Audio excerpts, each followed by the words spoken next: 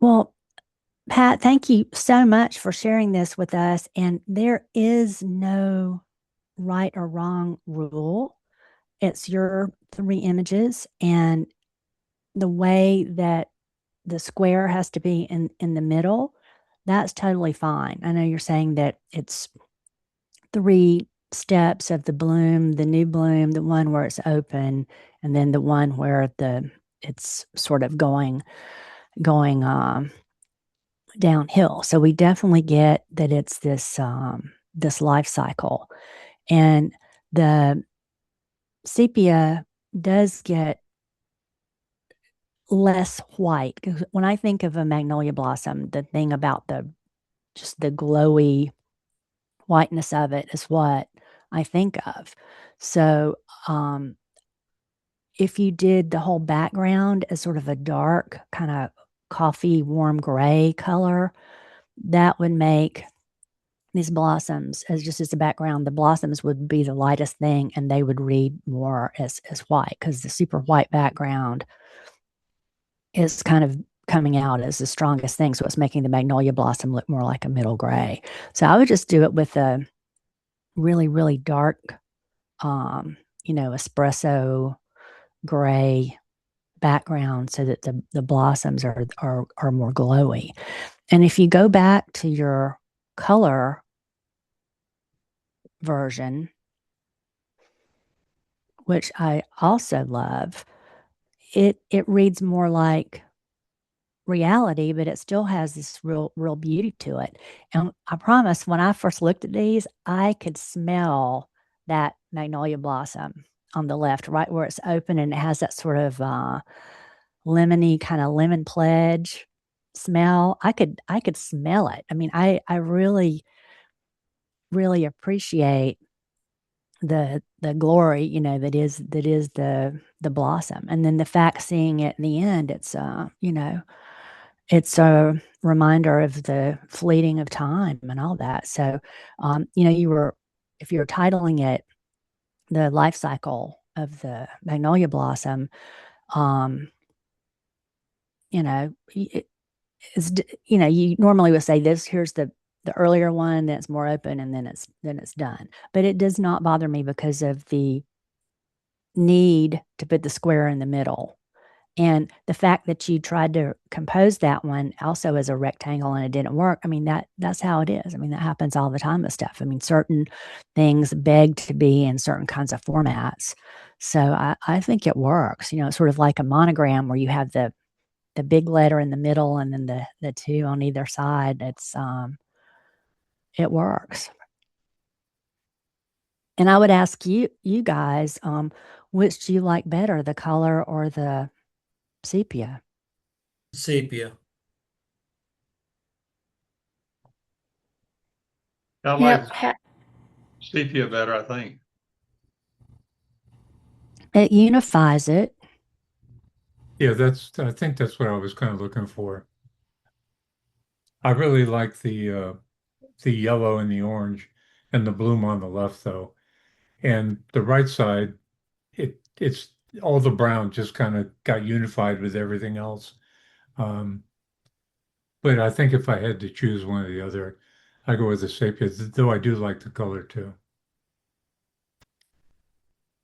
I really like the way you laid out these three, Pat, because for me, before I could really see it, I saw a graphic design of the first picture, something's going up, the second picture, something's going in every which direction, up and down, and then the third picture, something's going down. So it feels very balanced. Very Does that well make said. sense? Yeah, very well said.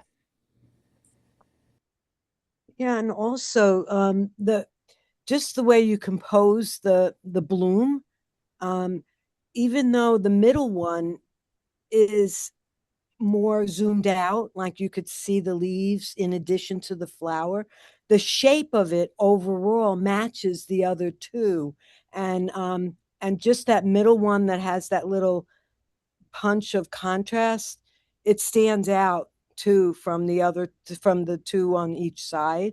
And I think it goes really well. It really has symmetry throughout. That's what, and I prefer the sepia. I like both of them, and although it says wit, I'm really Jeff.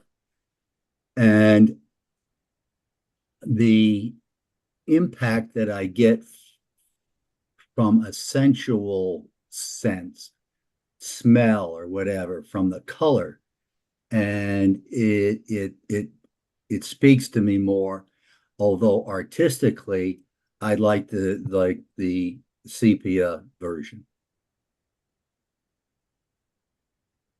So I Uh, guess it's all according to what your intent is when you're using the photo. I like the concept of the different time frames for a magnolia bloom, and I think you executed that well. Oh, thanks, Rick. And thanks, Jeff, as well. And Melissa, always thank you for your input. Newbie has a question. What Yeah, if Ruby, what's up? the middle stayed sepia and you put color on the left and the right? Because I like the left one in color. I like the middle one in sepia. The right one, I don't care one way or the other. Yeah. I think it's going to switch gears too much for your mind. Okay.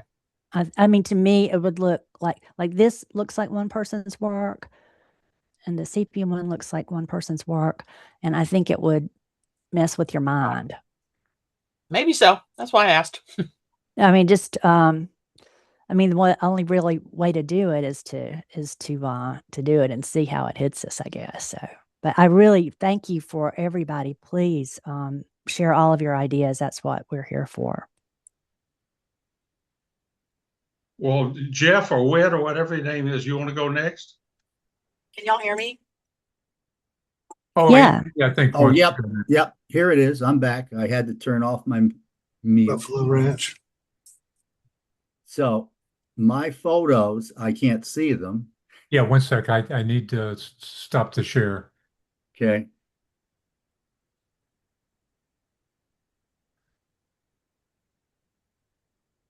I tell you what, someone just shoot me when it comes to this. Oh, wait a minute. I don't think I'm sharing now, am I? All No, I can you're see not. is me. Okay, thanks. Thanks, Eilish. If you knock me out, that's great. No, I didn't knock you out, but Okay.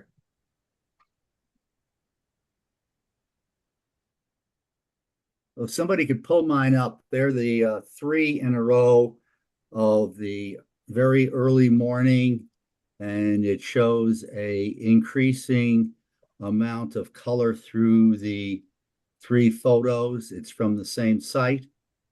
Are those photos up? Eilish, should I just show them?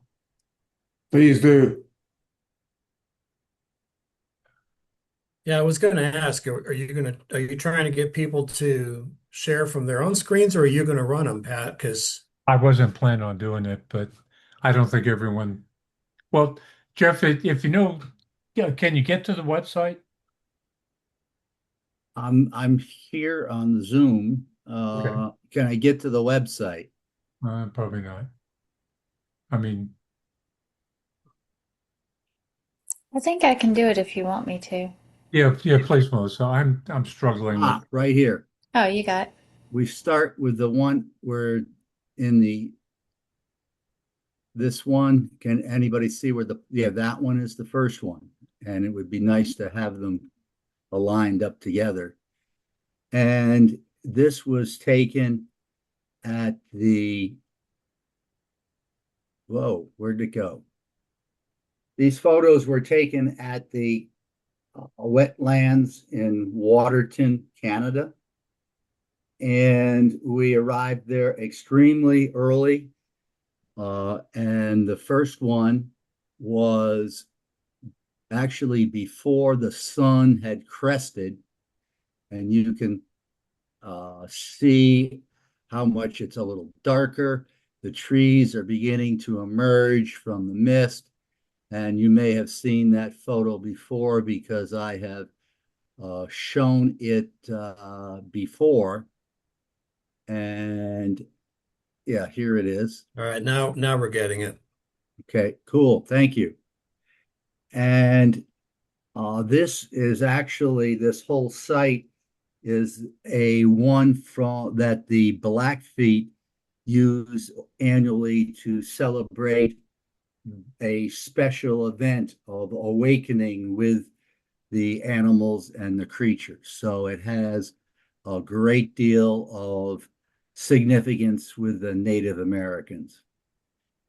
This photo, I walked down to the water's edge. I'll go back to the second one, and that one. And so I walked down to the water's edge. I'm using the same F10 f-stop because I'm trying to get clarity all the way from the foreground into the background. However, the mistiness that exists in the background is obviously provides a little extra mystery to this. Again, maintaining that same kind of a theme. And now you can begin to see the sun hitting at the top of the mountains across the wetlands. And I deliberately framed this, and I don't think you can get exactly full because you can see Waterton down here is cut off. So there is, I did not chop off the bottom of the reflection. And I think that this again continues with that same theme of moving through that very early morning with that sort of mysterious kind of feeling that existed. Then in the third photo, I'm not sure I can move it over to the last one. There is one after this. Hello. Yeah, Jeff, yeah, just click on the arrow. I did. So I think that's probably your last one that you uploaded. So if you do the left arrow twice, you may get to it. No, I uploaded them there. That's this is the other one, but they are all in the same dimensions, although there we go. This is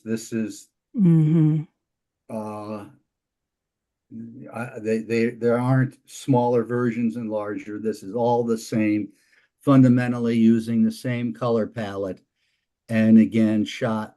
And again here in this third one, we can see the additional sun rising, and now this is over on further to the north. So you can see through this sequence the rising of the sun slowly on this environment, and in the final one, there is that middle tree, and it's sort of bent over through time towards the smoke. So those are the three that I chose, and I took those pictures probably 6 years ago or 5 years ago.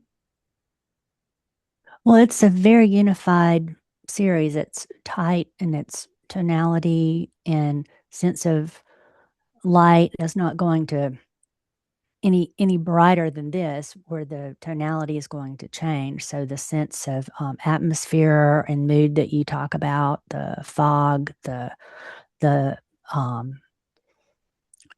all of those colors work consistently through all the images. So that's really great.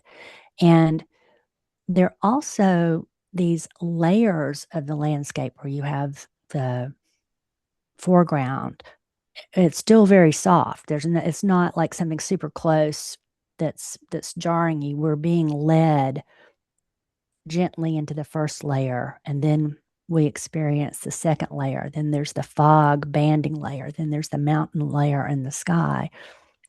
And it's just, yeah, it's beautiful. It's very restful. And the title of the series is all about the name of the place, or what's the name of the entire series?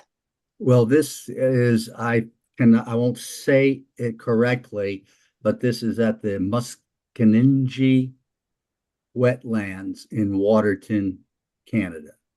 And of our trip to Glacier, and it was with Natural Habitat, of all of the things that we saw when we crossed over to Waterton, this was the special moment.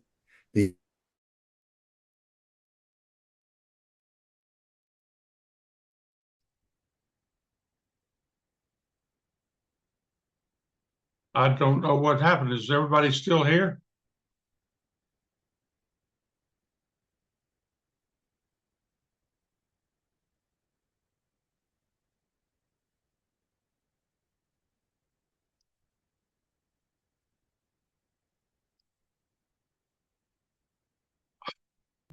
And it's Everyone- interesting. I just want to take another note on these. And that is like that first one was shot at a fraction of a second, 1/16th, maybe it was even lower, 1/8. And I do everything handhold. And because of the Olympus now OM stability, I have very little need or use for any other kind of support mechanisms. And that allowed me to easily move from walking down this path to get the first shot, get down to the water, turn to my left, get down to the water's edge, and then take that sequence of photos. And,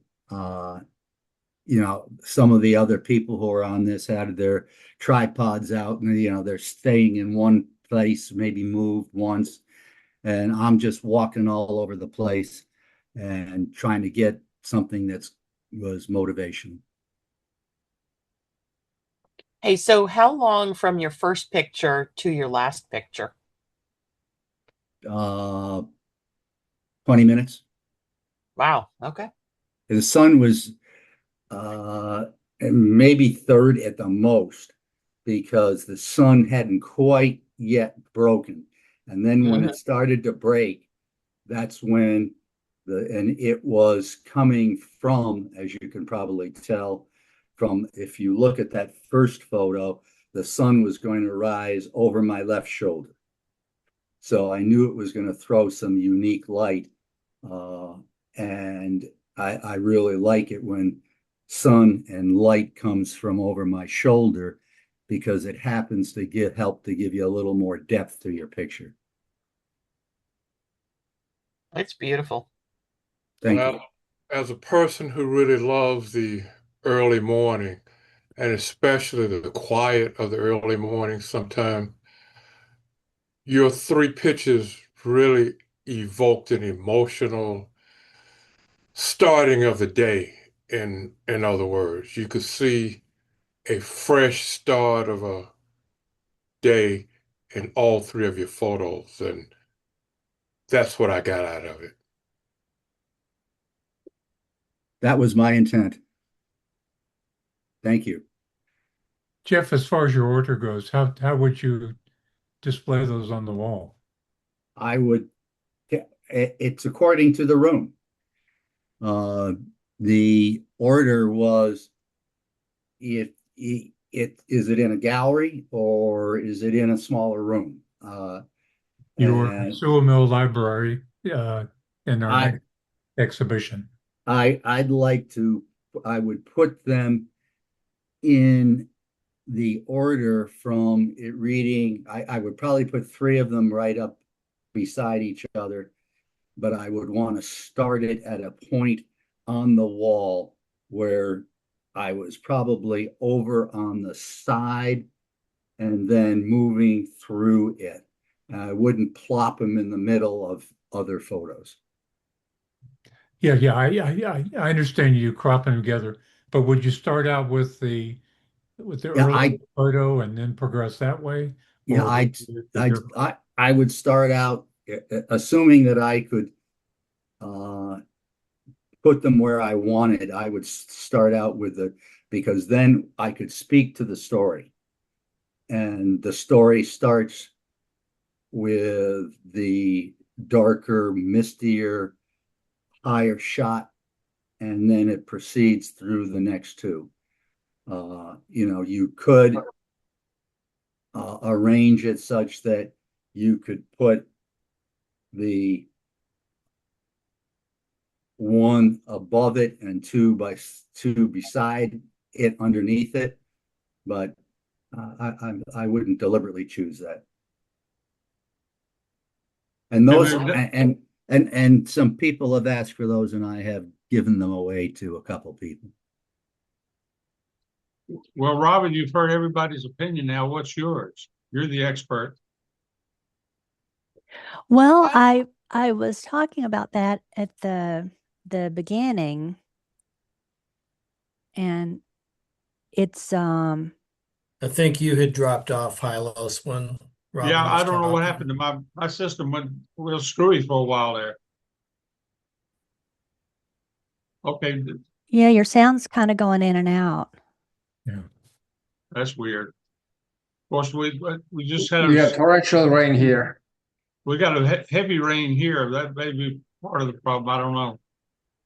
But Mm. anyway, let's see if we can go back to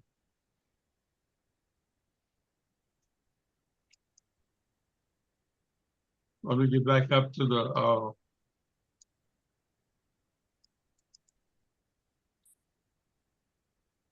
there. Now, Melissa, have you got some of these? Yeah, buddy.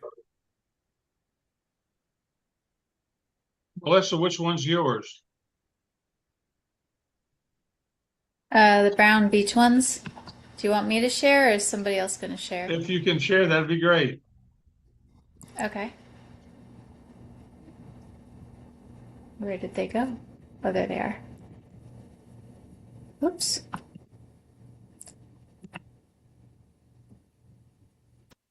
It looks like it's double.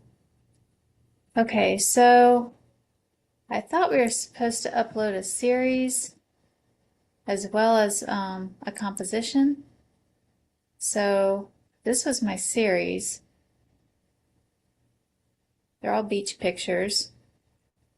And here's my compilation here. This is a Wonderful. mixture.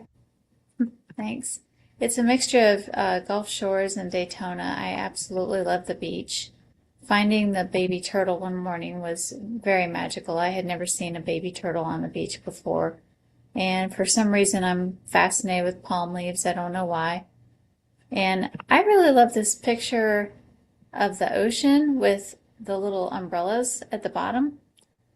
Nobody else seems to like that crop. They think the ocean is boring, but I like the big majesty of the ocean, and it makes everybody on the beach look very small.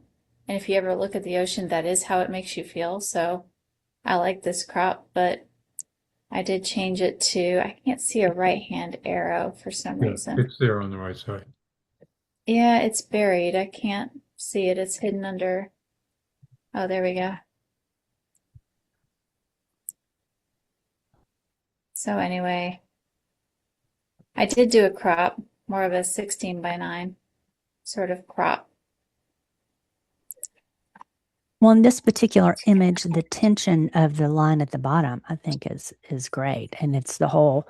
You say the vastness of the ocean is pushing down. It's making everything tiny by comparison. So there's a great sense of scale that you spoke of. So even if it's not a panorama and there's more ocean at the top, I think it's fine. It's a very dramatic composition, and it's done, and you've told us your intention to do that is to create the emotion of feeling like this, little tiny ant on this, on this vast expanse. So this series was tough because there's so many different types of images. There's landscape, there's close-up, there's details of things, and there are things that are farther back. Yet you have woven together the visual fabric of the series wonderfully. Mhm. And I love seeing the graphic design of all of the images fitted together, because then we can see, even though the subjects are very different, there's a linear thing happening in all of them. And there's a repetition of shapes and forms of this line, of the line of the pier, of the line of the center vein of the leaf. And then the other leaf coming down with the line of the turtle coming up into it. It's just, the wonderful line of the track of the little turtle is continuing into that. So when we see them all together and we see that wonderful soft tonality, there's no, blistering hard light. Everything is in even light. Everything has the same amount of sharpness and everything. So when we look at it, we just go, it's unified. It is a proper series. Very, very Yeah. well done. I think it really works. And Melissa, I remember hearing the comment about your beach shot with the umbrellas and disagreeing with it, because to me, I got what you were doing. To me, it's almost and because it's a vertical scenario, it's the weight of the ocean literally on top of a row of people potentially, or at least where they might be sitting at the shoreline. And I think that speaks volumes. I mean, that was the intent of the image, and I think it worked. And I got to agree with Robin. You've got some really disparate subjects. You've got close-ups versus, panoramas in here, and still somehow they work together. So really good job on assembling a consistent theme with different images. And I think to me, that's an important part of this whole project, was finding images that told parts of a story collectively, told the whole story, even though the images were in fact individual ideas. And I think that works here really, really well. Thank you. I'm going to Michael, find did it hard to say, but I do agree with Rick. It's hard for me to say that. No, I think it's wonderful work. And when I look at it, even though I see two plants, these are tropical plants. So, I mean, I don't think anyone would think any differently, that this isn't taking us to a trip down to the beach and this is what you may see while you're there. I personally like it better when you cropped out the sky in this one, because it suddenly made it more of a graphic than of showing the entire scene. When I look at the background beyond the beach umbrellas, now I want to know, did you ever go out there and move any of those umbrellas before you took No, it? I mean, I it's did not. beautiful balance. I mean, just wonderful balance of the things. But I do like the fact you cropped out the sky, because the background is it's just a graphic. It's not trying to tell us anything, and I like that. I like your dock going into the center, and everything just kind of works. And your baby turtle trying to get up on that leaf frond up there. Yeah, it works. Every single image has a pair. There's the pair of leaves, then there's the wildlife pair with the bird and the baby turtle are sort of speaking to each other. And then the two seascape images are a pair. So it just fits together beautifully. Melissa, this is Michael Parvin. I just wonder if anybody's noticed that there's one person in a chair with a hat on. Yeah. You've got a bird, and then you have a turtle.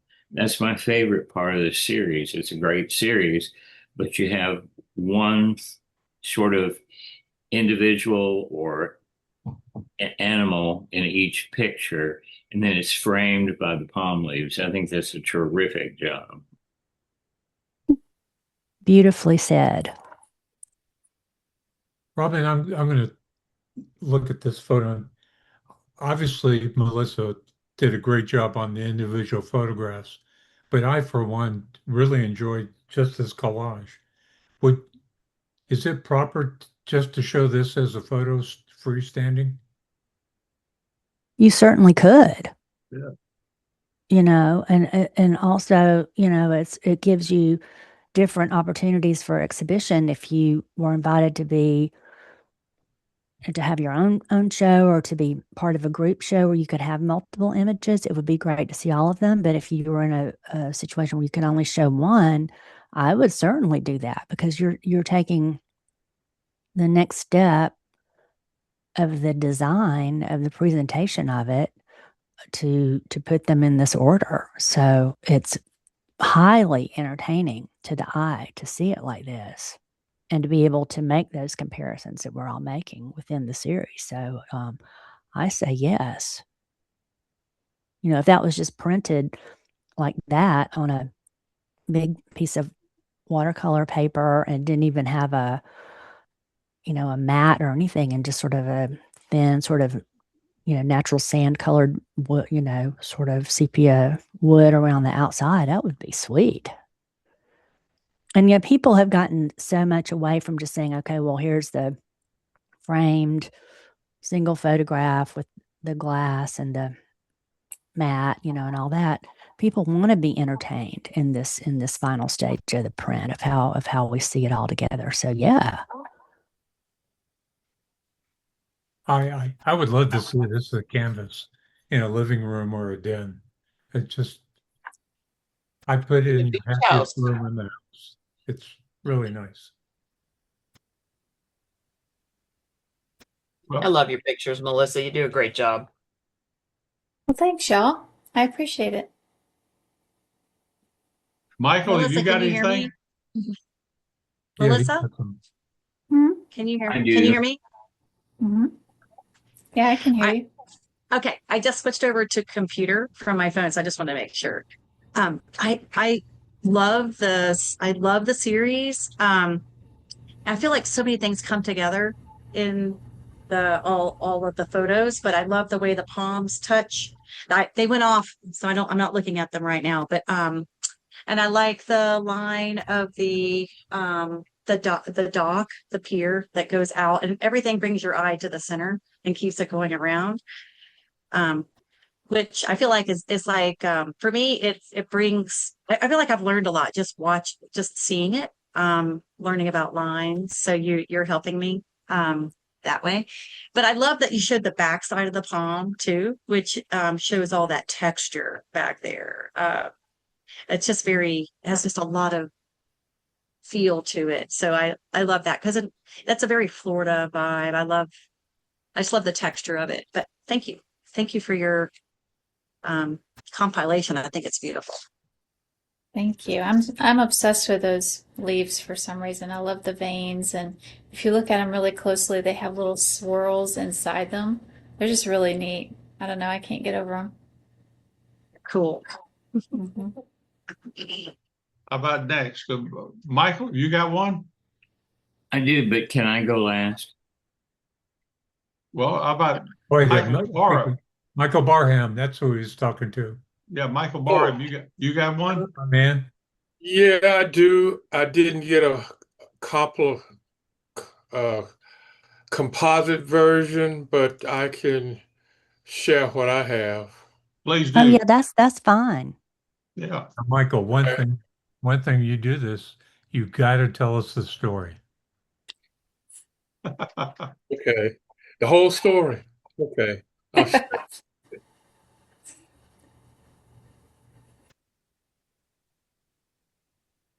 So can everybody see my screen?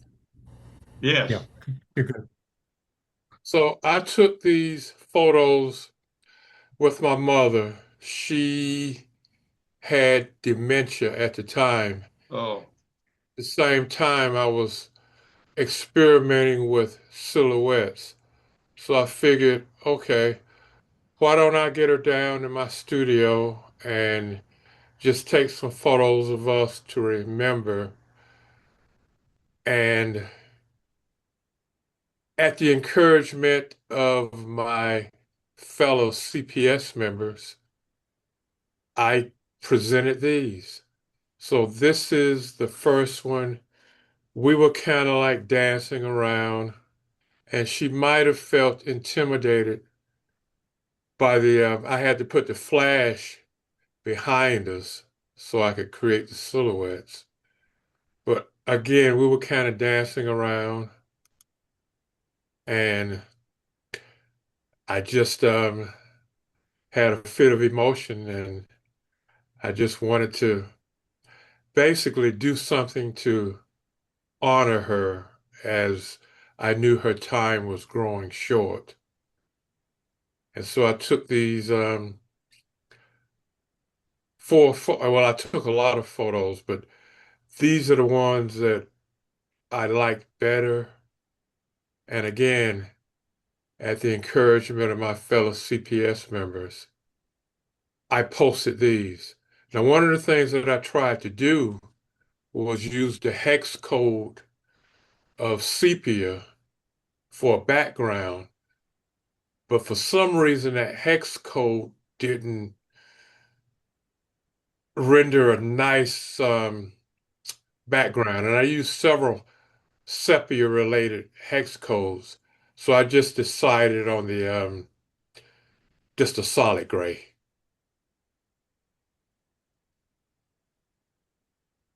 Good choice, I What think. is a hex code?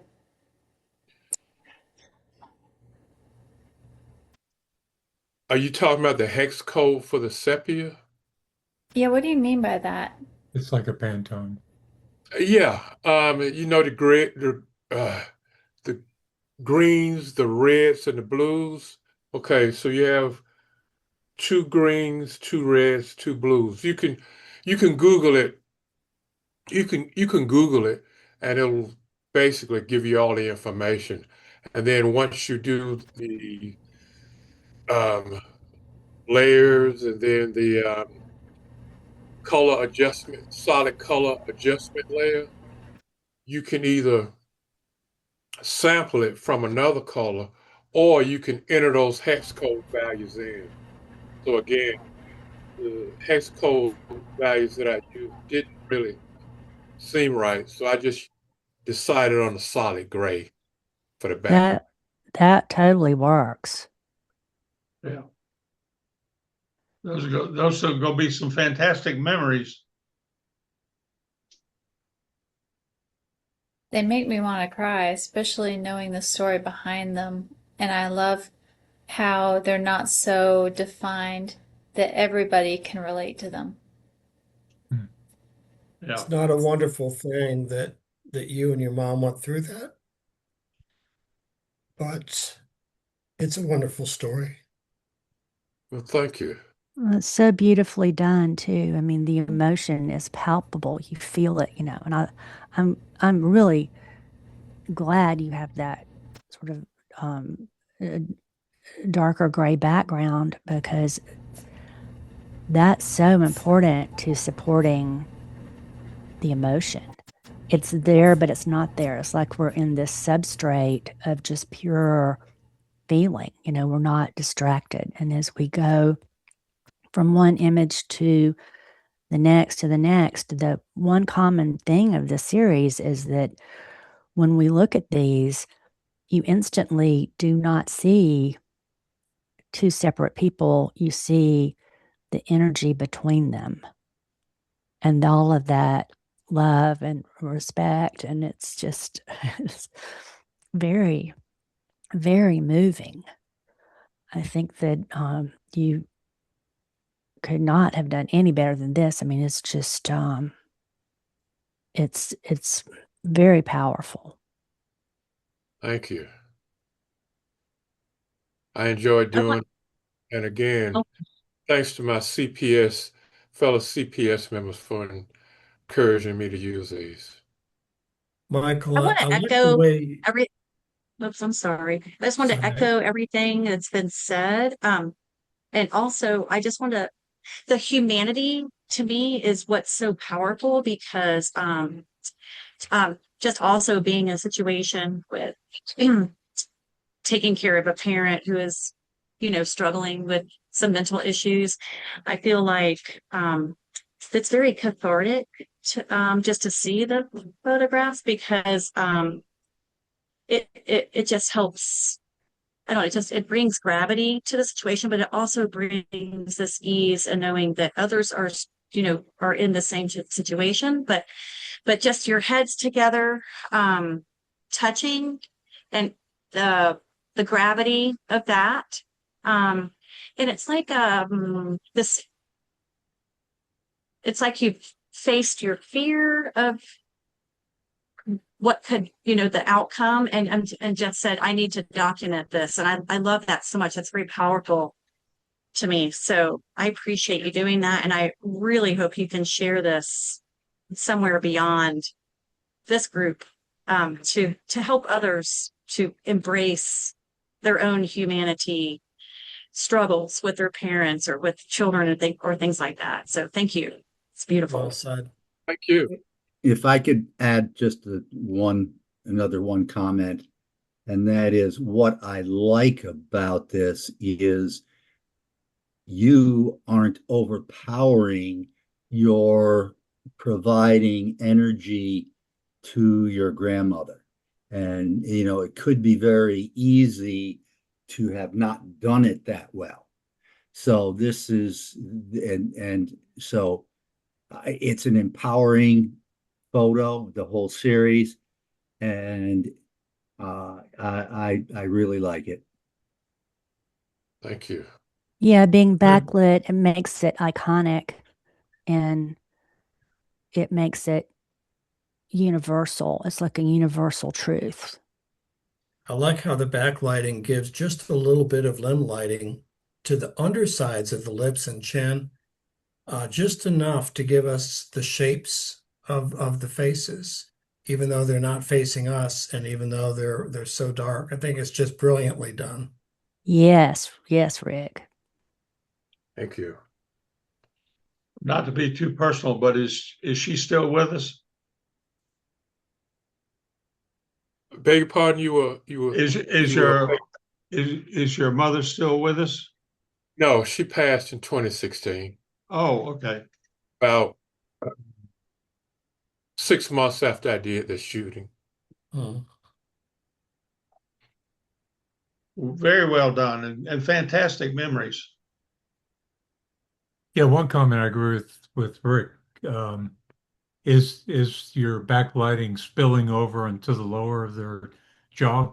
Because if that light did not hit, the side of both your faces would just fade into your arm and you would have totally lost that effect. So, I mean, Fahey calls that a happy accident when that happens to me. But Yeah. my hat's off to you for pulling it off. Hey, Robin, one thing I would like to talk about, exhibit titles. So let's say Michael's got the 4 photos and he's got them in the sequence that he wants. How important is the title, and how long should the title be for those of us who have never done something like this before? Well, for every subject matter, for every series that we've seen so far this evening, they're all different. So again, let's think of our viewing audience. Let's think of people who are just seeing these images for the first time. What do they need to know? So I think there should be a short overview of the story. And you can even talk, it was wonderful hearing about the technique of the actual moment of how these were created. And then once you have the series title, you could just call this the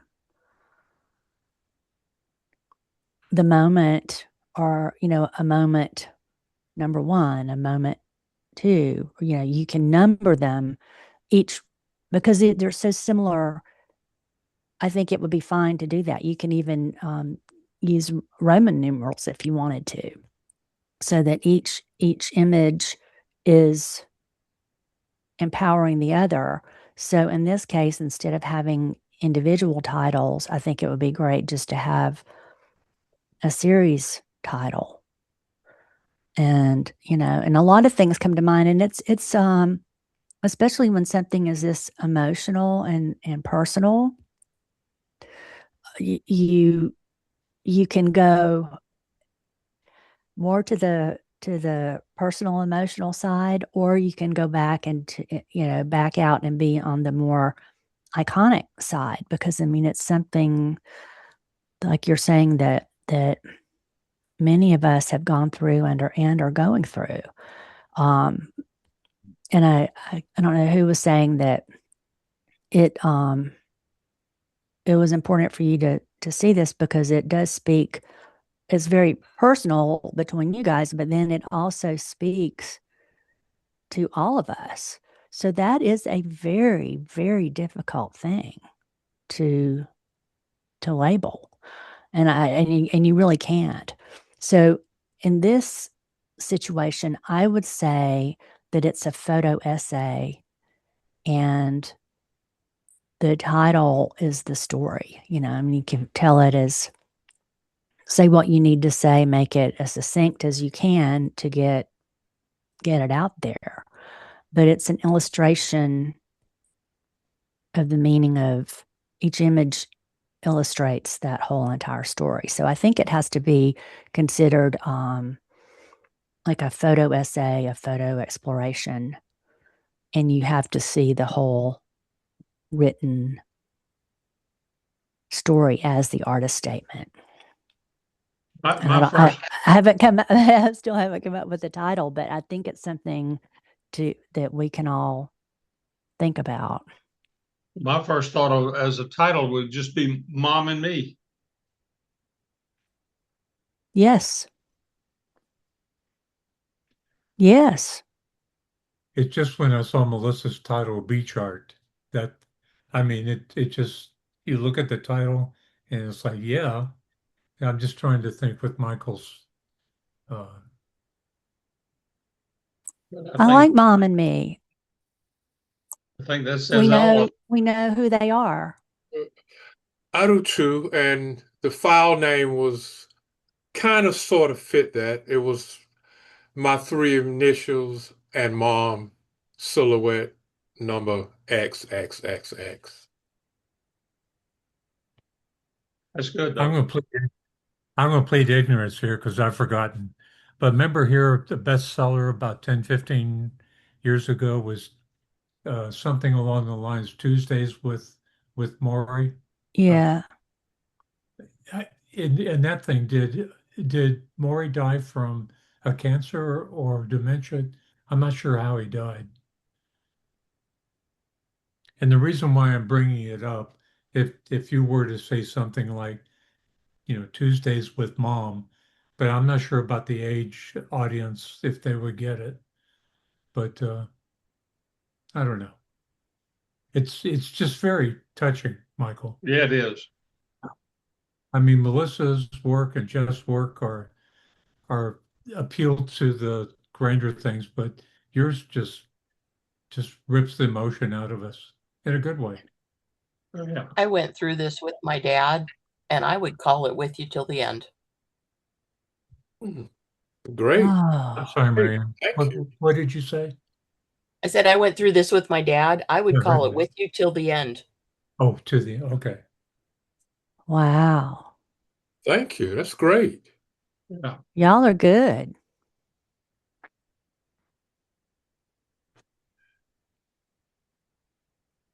That was fantastic. You got another one? Anybody else? Oh, I'll stop sharing. I can share mine. Please do. Please do. Okay. Now that we can see you clearly. Maybe that's not a good thing. Like I said, I'm in camper mode. I'm in a camper right now. Yeah, I put that Vaseline back on. Oh. Can you share them? Let's see. Who shares it? Do I share it? Can you share it? If you can, go ahead. Oh, okay. Okay. Hold on. Now that's a whole different thing. Let me see. Do you want me to share it by the picture or share the collage? How do you want me to do it? Both. Both. I've got mine here. Okay. If you want, we can. Those are his. Yeah, Angie, if you like, Carlos can do it and You can walk. If he wants to do it, that's great. Otherwise, I can do part of it. Just don't have it all the way up yet. But or go yeah, ahead. if you can. It was Okay, working. I'll show. There's Okay, let's. I don't well, know. Is that okay? But I really kind of want to go back to just the photos. I just want to say, first of all, I really love the opportunity to do this, and I appreciate the learning experience and Pat giving me lots of extra feedback. So this has been really fun. I definitely am not expert level like y'all are. There's a lot of white space on here. But I learned a lot just in doing this, and I'll share you the story. I'll share the story with you, and then I can show the photos one by one. So here's the collage, and the title is On the Lake Bed, the Upper Tougaloo River During a Drought Year. So a lot of the reason why I wanted to do this, one, I happened to be out there the week that I had time, but two, a lot of people, when they think about the lake and going to the lake, they think about tubing, wakeboarding, fishing. But what happens a lot on our core lakes in Georgia is they drain down. They drain down every year, and some years are worse than others. This year is a pretty bad year. This spot is actually on the upper part of Lake Hartwell, which is just kind of south of the gorge, if you know where that is, up on the Tougaloo River there. And so it's down about 8 feet, and so all the lake has drained out. But the irony is that really the natural beauty of the area really shines when the lake drains out, because all this nature, all this beauty is just latent, waiting for its opportunity to just blossom. So nobody went out here and planted anything, it's just there waiting. And so the water drains out, and if you had one of those time-lapse cameras, you could see just earth and green emerging. So that said, this is a photo collage of what the lake looks like, the bed, now that it's teeming with this different kind of life, not the life of the kids on summer break on their tubes, but really the animals and the birds that have come to feed, and the beautiful flora that's out there. So that's the long and short of that. Let's see if I can go to the photos real quick and show you that. But let's see, hold on. Just a little late to get started on bringing those up. Let's see. Pictures. Hold on 1 second. That. Okay. All right. Oh, good. Yeah, there it is. Sorry. Let's see. That's okay. Sorry. Yeah, I know I'm taking a minute to get this. No, it's I'm the same way, trying to get it from your screen to share it.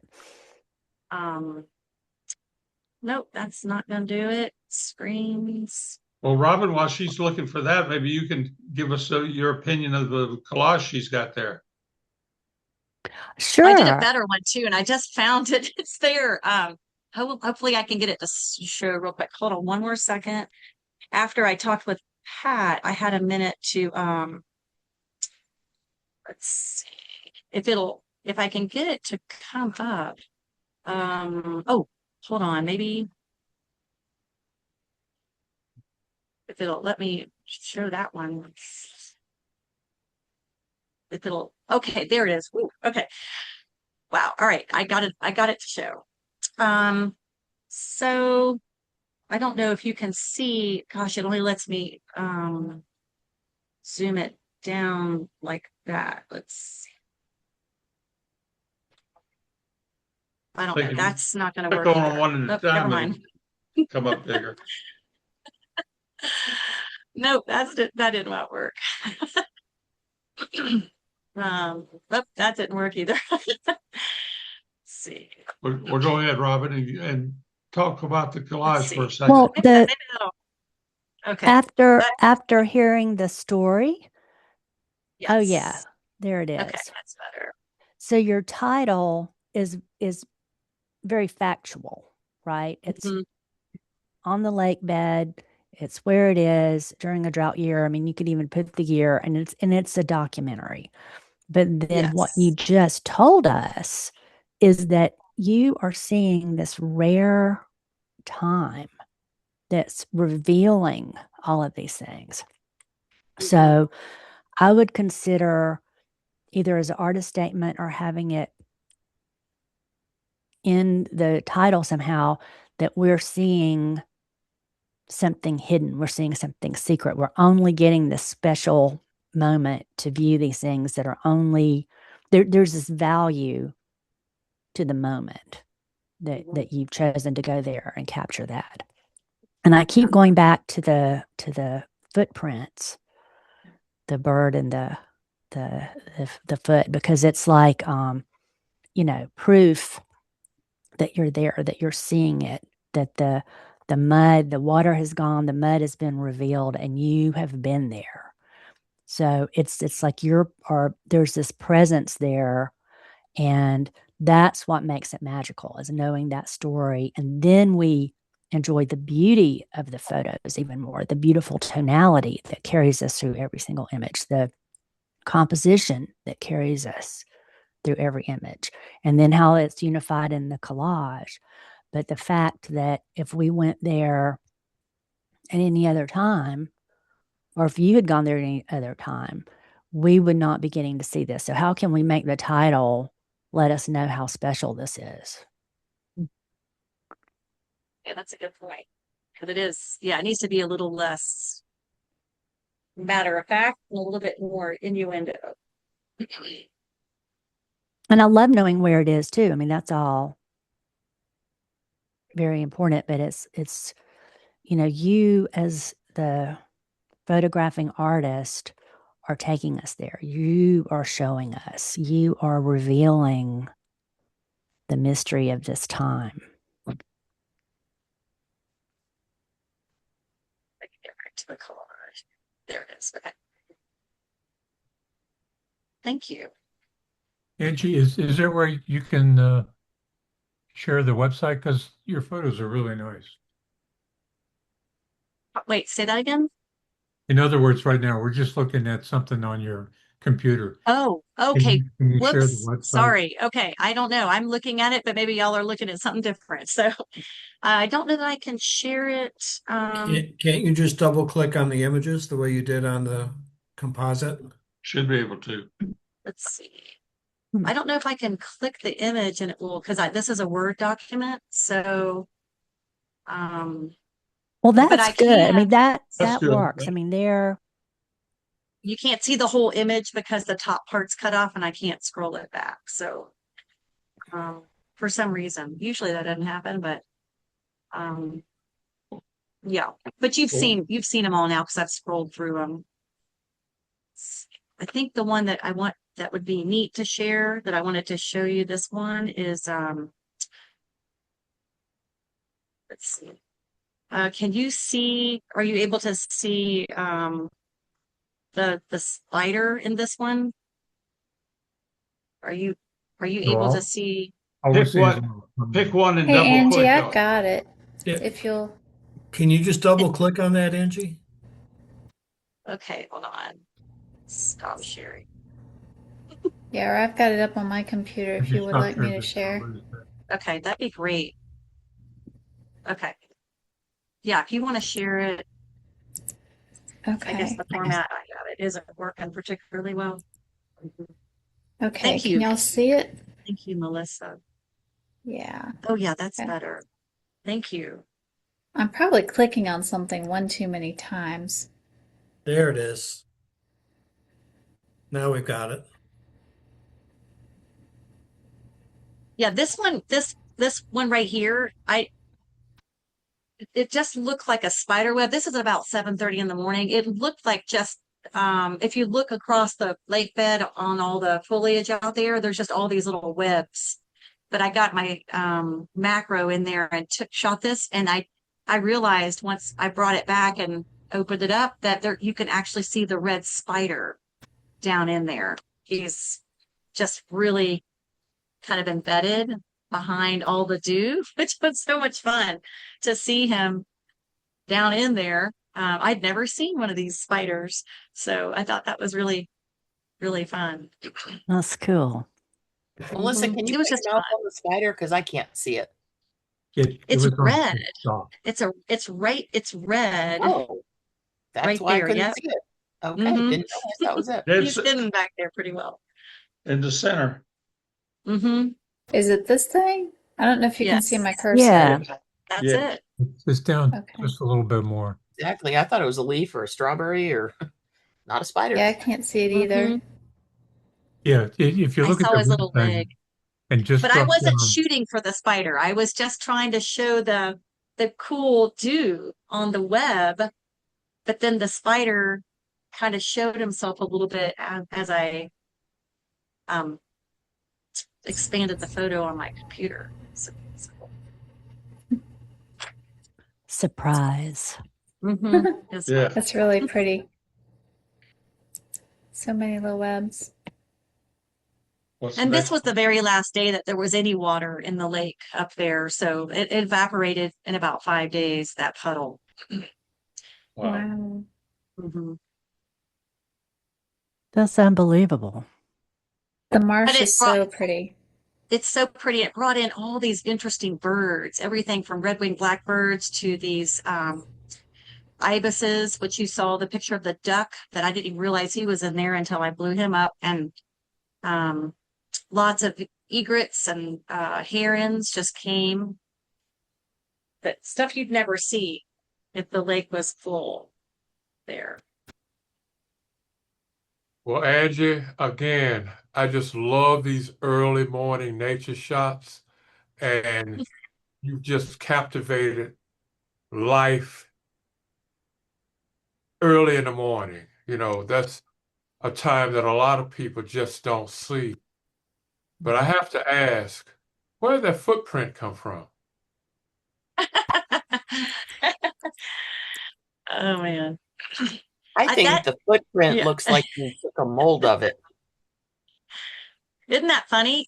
There's something that happened overnight because a bunch of us were out there a couple days before playing in this sandy area up there, and something happens and it pushes up the print. The sand expands. Maybe It's crazy. It looks like it's a foot coming up from. yeah.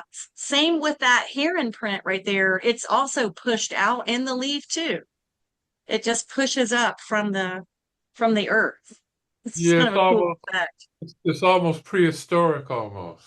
You Yeah, know, it looks like you took a cast of it. Yeah, it was a cast. It is. and the leaf.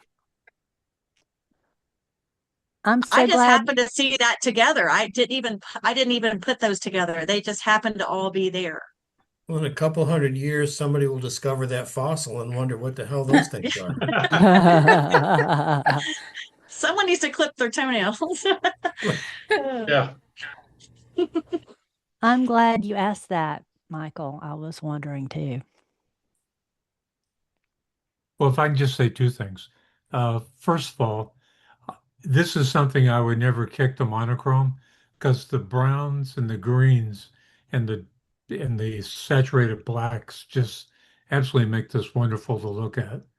Yeah. Your eye just spends time just enjoying all the texture in there. hmm And I The forgot colors what are the second gorgeous. thing was, so you're done. Thank you. Thank you. How about anybody else? Thank you so much. Yeah, Rick's got some stuff. I think Margaret's got some stuff. Rick, you got something?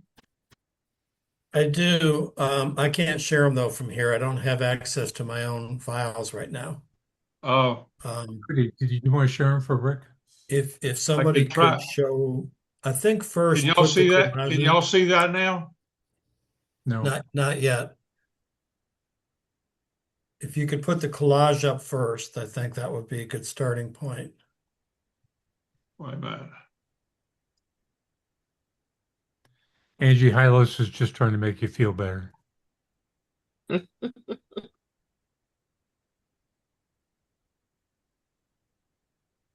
Did it come up?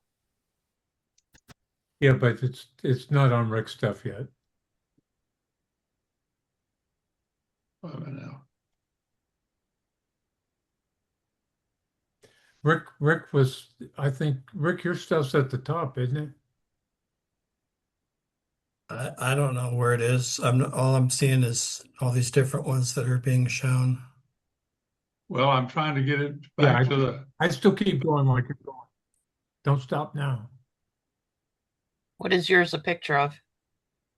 It's 5 photographs of Utah.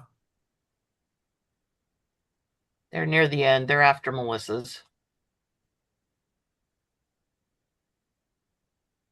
Oh, it's got some stuff.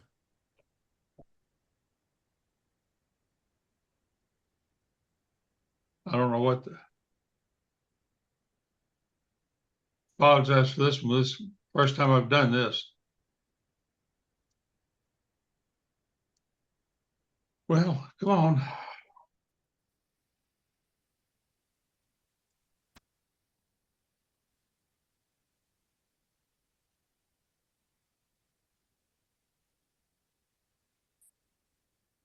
I don't know.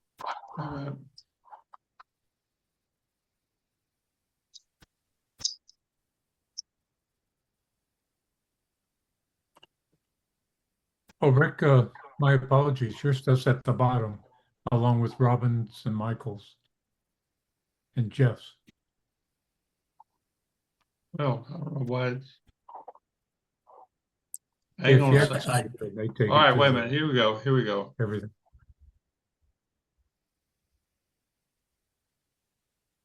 Can you see that? His stuff's at the bottom, That's the bottom. bottom. We're seeing the whole group right now. Yeah, he's trying to get to it. 3 on the right, 2 on the left. Yeah, 3 on the right, 2 on the left, but where's the other one, the one that has all of them grouped? Let's see. Well, It That may not color's be stunning. it may not be with them. Remember, Pat, when I mentioned that I uploaded the composite one separately from the 5 images. Yeah, I see. So that may be somewhere else.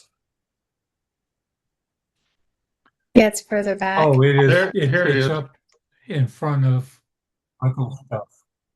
well, Mm. thought that was There's a it. collage. Yeah, Rick, if Okay. you go up, yeah, I had the collage right there. yeah, if you keep going that way, you'll run through. Isn't that it right Okay, there? keep going back. Past all Michael's. No, Along Byway Melissa's. 12, is that it?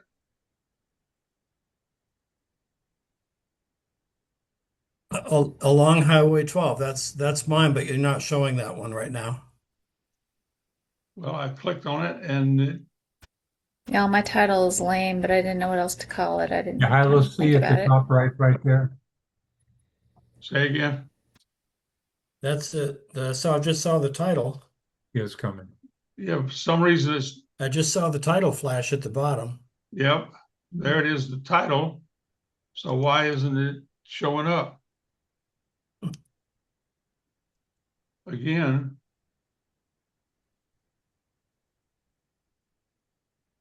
This is the one you want, right? The one up in the top right-hand corner? Well, I had all the lights off when I took these photos.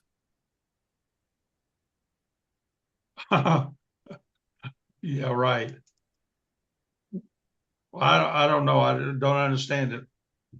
All right. Well, You want me to do it?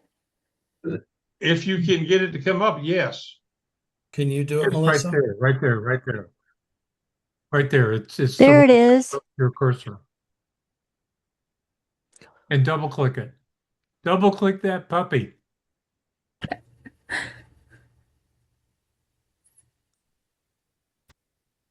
Alice, I'm gonna have to take you to lunch and show you how to do this stuff.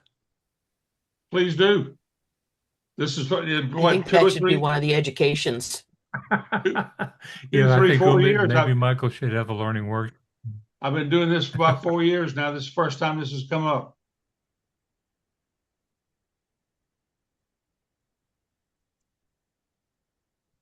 Alice, I noticed that your voice has a lag. I wonder if All right, I've got the whole thing up now. Are y'all seeing this? maybe we should let Melissa give it a shot. If Melissa can, I I would think she's got appreciate it. better internet connection. I would appreciate it. Nope. Yes, see right there in the center, right side. Just double click it.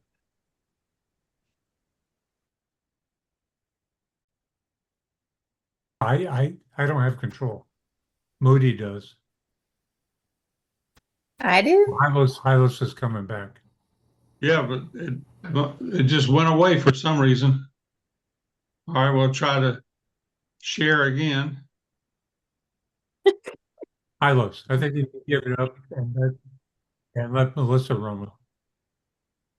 Go, Melissa, go. Again, it started recording. I'm not going to play the recording back, by the way. Let's go. I'm going to Okay. say you're sounding your age like that. Here we There go. it is. There it is. Okay, That's can y'all it. see it? Yeah. Oh, good. Okay. Oh, there it went. Oh, no, we got Rob. Because And Hylos somebody went else back is to sharing Carrie. now.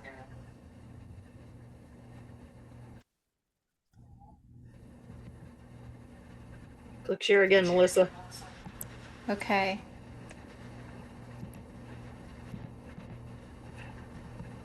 Sorry, I don't know how many times to click.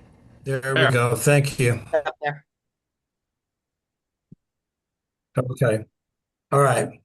So it's called Along Scenic Byway 12. This was a bucket list trip that Mary and I have always wanted to do to Utah, specifically southern Utah, and hit all of the major parks there. And what finally happened for us was between us and Mary's best friend in the world, who lives in California, and her husband, the four of us spent 12 days exploring southern Utah. We visited 11 parks, 4 of the major national parks, and then a bunch of state parks. And I just came away, aside from my jaw on the floor half the time while we were driving around in Utah, I came away with this sense that there's a specific kind of beauty in southern Utah, and it's colorful, it's vibrant, and yet it's ancient. Timeless is the word that comes to my mind. And I wanted to capture that. And I won't bore you with my initial ideas about what a series would be that didn't work out, but there were 3 of them that I rejected before I got to this idea. But I felt very happy about landing on this. And then I had 4 images. And Michael Parvin was kind enough to give me some insights and take a look at them. I think I had to buy him coffee or something at the time. So if you ever need Michael's assistance, that's how you get it. Buy him a coffee. And he looked at it, and he like Melissa, one of these photos was in a review, and the person reviewing it didn't think much of it. And Michael disagreed with him, and I felt good about that because I also disagreed with him. And of course, it's easy to do that when you're the one who was the artist, but when you get a little confirmation from someone else, that helps. And Michael said, in fact, why don't you need a 5th image, and you need to put that image in the middle. And so the one called Broken Window is the one in the middle because it kind of anchors the other 4 images. Mhm. And I think what I sensed in this was, again, the color palette is just very rich in southern Utah. It's very vibrant, the colors, the oranges, some of the greens. The blues, if you get the sky right, and all 5 of these images were captured on the same day. So I did kind of have the same sky. 4 of them came from the same place, which is called Kodachrome Basin State Park. And then one of them came from Escalante Petrified Forest State Park. So that's the grouping. I think it was Patrick who suggested to me that the middle one be a little bit larger, but the aspect ratio is the same on all 5 of them. They're all 2x3 aspect vertical. And I have printed a couple of these, and they flank our grandfather clock and look decent there. They were all taken again on the same day. They all feature living, dead, or dying versions of Utah junipers, which is a common local tree. And considering that these twisty, textured trees typically live 350 to 700 years, some of them as long as 1,000 years.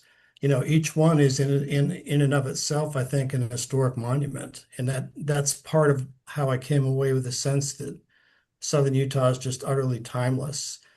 I also was trying to find, and I think Melissa really nailed this idea, but I was trying to find images that fit the theme but were unique, each one different.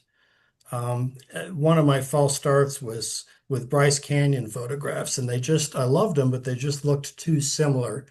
Each one definitely has its own personality, and I thought it was important to do that. The other thing I would say, this is an artist's admission. These were all shot as seen, right? Portrait 2x3 aspect, except one. Because when Michael challenged me to find a 5th photograph, I didn't have another one that was positioned that way. So I had to take a 2x3 landscape image and crop it into a 2x3 portrait. So that's the history behind the series. And I don't have the individuals available to show. So, Melissa, can you do that too? Yeah, I believe they were Will on you, here, right? are you going to tell They us are. which one was the horizontal ratio one? I was Yeah, wondering here if they you are. could tell me. I was wondering if somebody else could tell which one. Oh, Anyway, fun. so I'm missing Melissa, the back window. up to that first one. Okay. Yeah, so skeleton, this is a Utah cypress. This is a dead Utah cypress, which tells you right away it's really, really freaking old. And the fact that you don't see any disturbance around it, to me, again, kind of amplifies the idea of timelessness. These things, who knows how long that's been there. And of course, the rock is the only thing in this frame that's been there longer. But I liked the composition on it. I liked I liked, in this case, putting the star of the show in the center. I don't often like that, but in this image I did. Can you flip to the next one? Mm-hmm. This is the one image that was not taken at Kodachrome Basin. This was taken at Escalante Petrified Forest. And I loved it because of the way the 2 trees seem to reach out to each other. And then I noticed that red cactus flower in between them. And it Those are just grabbed me. gorgeous. So, next one. I like that the tree's backdrop is the sky. Yeah, and the sky was really cooperative that day. It stayed the same pretty much all day long from the morning when we started in Bryce Canyon until the end of the day when we had been to 3 other parks. This one, there's a little creek there running between those 2 trees, and probably the reason those 2 trees are there and it's still kind of green. And I just liked the sort of peekaboo into that little creek coming out from the other side of the big rock. This Next one one. is so soft. I love it. Thank you. So this was the one Michael suggested as the anchor in the center of the group, and to give it a little bit more weight. In this case, you really get a lot of the texture of the dead Utah juniper and I tried to frame one of the many, phallic looking rocks that you find all over southern Utah. And in this You can't case, unsee that now. I probably shouldn't have said that because now you can't unsee it. Sorry. I looked at it and I thought it was a middle finger. Oh, well, maybe that's All what the good rocks, things. maybe that's what the rock was saying to me when I pulled my camera out. I don't know. The next one. That And last one this is the one, one that I think you cropped. I'm sorry, That last one's the one I think you cropped. it was actually this one. Oh, was it really? Okay. Yeah, this one was cropped. This is so in this case, the Utah juniper is the dead chunks of wood that you see in the distance in the sunlight. They look like bones to me, so hence the title. But that's juniper back there. And this is the one that I had to add to the series by taking another photo and cropping it down to this. I think that's the last one, right? Beautiful. Did you use a softening effect on these? So, okay, good. I did sort of. So what I did a lot in Lightroom to try to make them very, very similar in terms of vibrance and saturation. I didn't do much in the way of sharpening. It was very easy to get them to capture them all sharp in this situation. They're all handheld, but it was, bright enough to get good shutter speeds. So that was easy. What I did do in post, after some basic adjustments to get things similar, then I ran it through a template that I sometimes play with. I use Topaz Studio 2. And that's an application that has a whole lot of templates you can apply to photographs. Most of them are god awful, and even the ones that are good, you typically have to tone down. This one is something they call Watercolor 2, and I cut it down to 50%. And to me, that was just enough, a little bit of a softening effect, and it also added a touch of vibrance, even more vibrance to the colors. So that's what I did.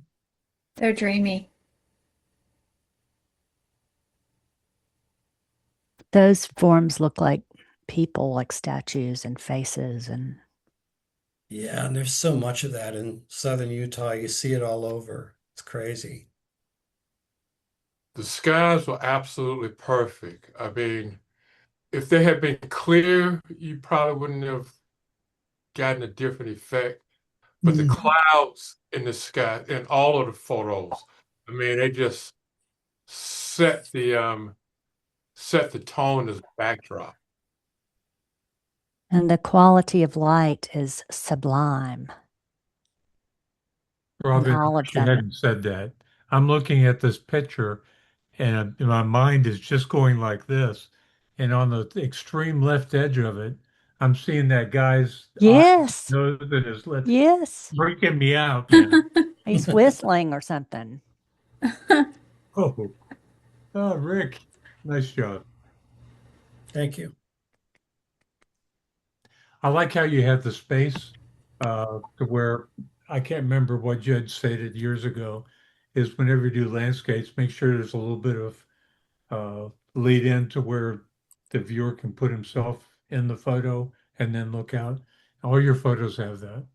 I enjoy seeing that scrub oak in the front. It just kind of goes right into it. Thank you. And I also enjoyed the same format from image to image, that just solid consistency of it being the vertical, the 2:3 ratio. It's I like wonderful. symmetrical things. And in your collage, the top left and the bottom right have a lot of red. And the top right and the bottom left have a lot of green. And the middle kind of like mixes it all together. Somebody helped me with that too, by the way. I think that was Pat who helped me. He told me to arrange them differently from how I originally had them. I remember that much. Yeah, I think you did a great job. Yeah. Well, thank you. Who's next on this thing? Margaret, you want to jump in there? Yeah, sure. Um, let's see. So how do I share? There's a little share button at the bottom, but you have to have it already pulled up on your computer, and then you have to choose that window. Okay. Wait a minute. You also, well,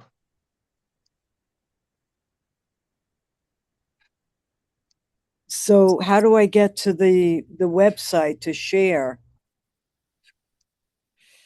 Margaret, would it be okay if Melissa y'all does see it for this? you? Sure, that would be great. I appreciate it.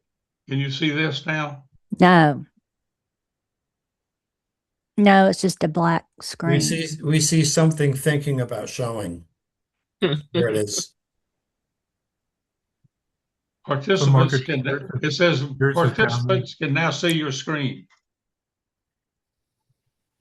So how do I get it to be on? Do I just click on one of these photos in the? Well, you can scroll down and then just double click your photo. Okay, hang on. No, I'm inside Zoom and I'm not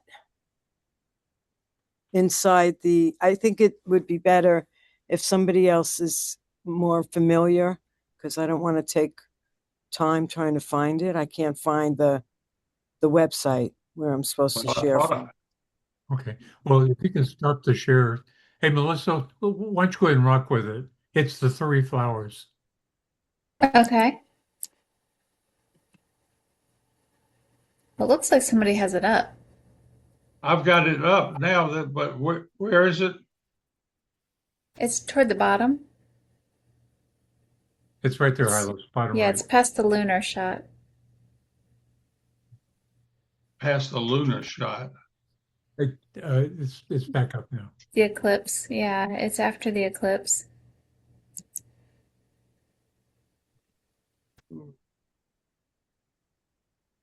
Is it these, the flowers? Right there, right there, right there, right there. Yeah, it's the three flowers. There you No, go. they're mine. Is that Well, it? let's do these then. There. That's wonderful.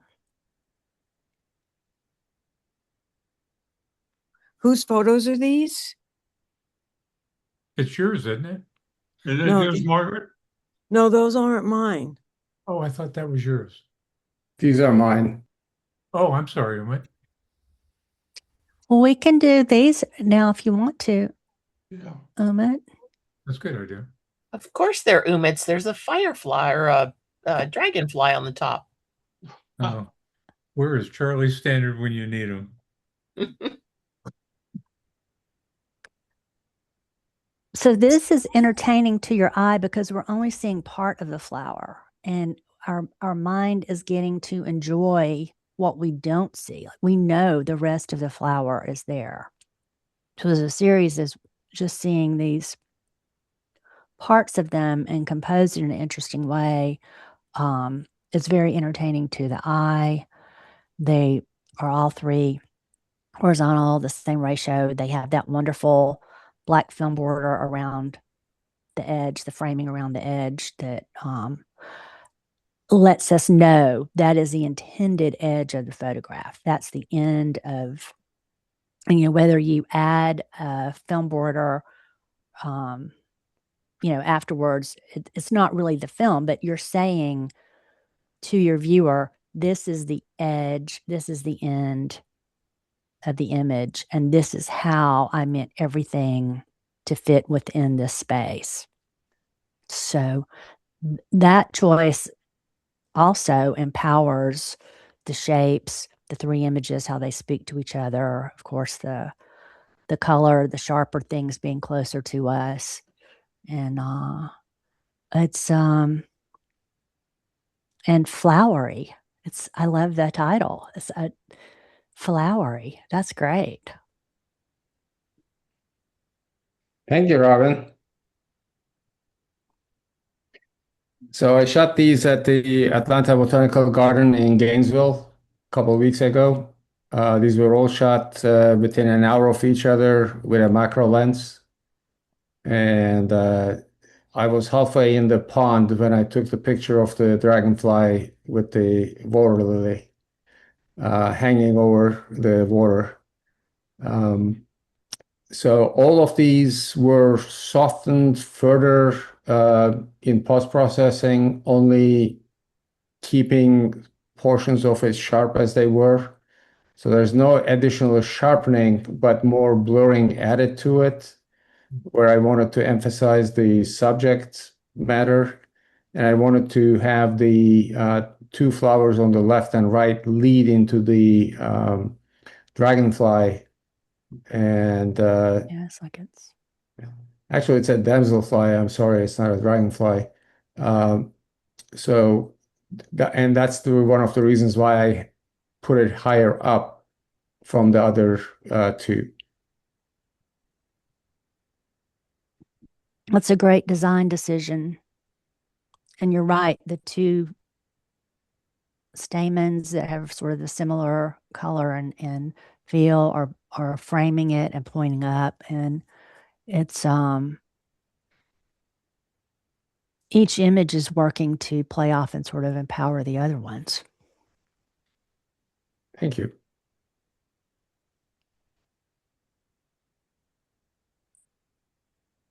I mean, I liked how the left and right are just leaning in, introducing us to the damselfly. Yes. I like the boldness of the colors in this too. I don't think it would work without that.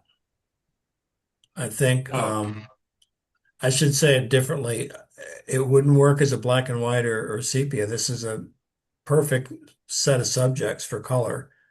And I love that little dash of blue we get in the center photo against the yellow. That just makes it. Sweet.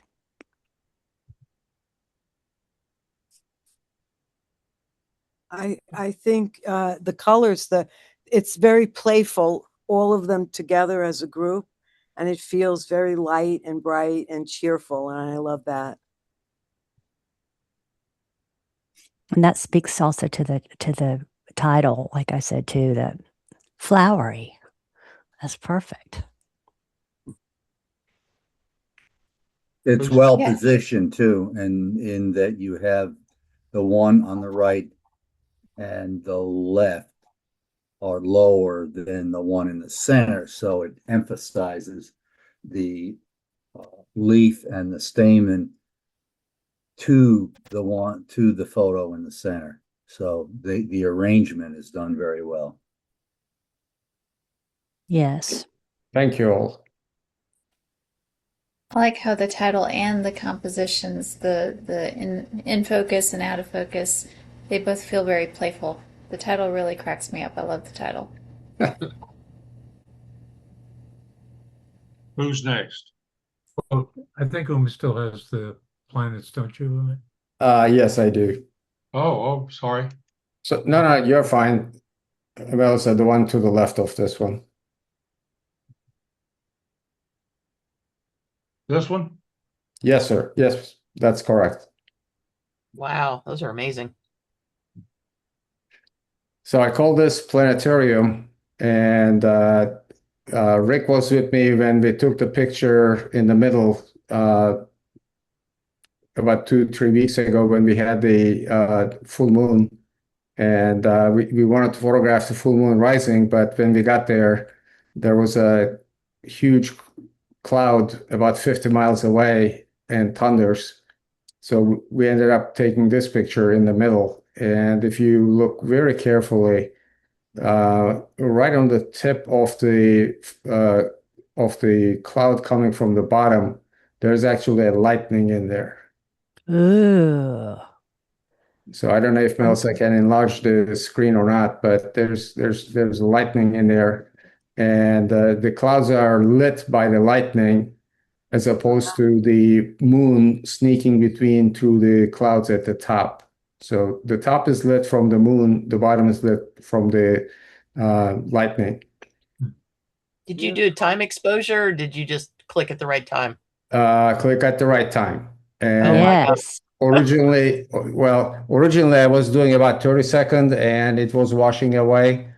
Brought it down to about 5 seconds, and shot bunch of pictures. And this one, actually, there's another one that's even better than this, but that didn't fit into the scene that I wanted to do, so I chose this one. I got a couple of them with lightning, as does Rick. And the image, so this was taken with maybe with 150 millimeter on a crop sensor. The one in the sunspots are about two weeks old by now, and that's taken with a crop sensor camera with a 600 millimeter with a 2x behind it, and that's the solar spots. Of course, I used a solar filter in front of it, and the eclipse of the moon is from 2 years ago, taken similarly with a very, very long lens. And, I decided to bring them together to show, the individual celestial objects as well as how they impact us or enlighten us on Earth. I think what's really cool, Amit, is you've got sun and moon, clear and obvious, and then you've got something in the middle that could be either. We don't really know. I mean, I know because I was there taking the same pictures, but it's almost a bridge between the sun and the moon. And then the fact that the sun and the moon are processed and look so similar in terms of color. Again, the sun, because that's the color it is when you filter it so a camera can capture it, and the moon because it was the eclipse, and yet the colors come out almost identical. So Yep. really nicely done and well thought out. Thank you. Beautiful. Yeah, your layout, the two celestial objects are coming forward towards you, and then that wonderful lit from lightning within cloud goes even further back. So it's spatially playing with you too. So it's really an homage to be in awe of nature of these celestial bodies. It puts you in this real awestruck state of mind seeing your series. I'm particularly in love with the center photograph, being more of a landscape and wildlife photographer. I love that leading light from the moon, which brings you into the lighting from the lightning strikes. And so and the color enrichment is excellent. I really love this center photo. Thank you. Yes.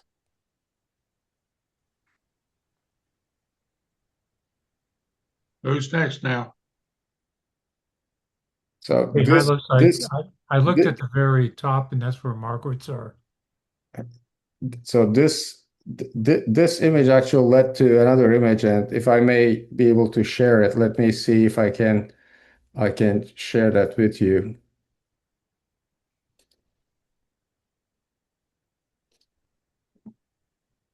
Ooh, that's Oh, beautiful. Oh, yeah. Cosmic. What was the time on that one? The time on that one is very long, because the sun is, maybe I can't even remember it, 100th of a second or something like that, but the star trails are roughly probably 2 hours long. So you superimpose them? Yes, Okay. I do create the star trails. And then obviously you see the picture with the lightning here in the back. So you got the sun, the moon, the lightning image here, and on top of it is the star trails image, and on top of it is a Gibbs Garden image of the roses. Oh, is that what that is? That is so cool. Mhm. Yep. and I lined up the petal of the rose that's wider, the whitish portion of it, to coincide with the, not coincide, but resemble and fit in within the cloud over here. Wow, that's beautiful, isn't it? Thank you. Very cool. It was, yeah, extremely well done.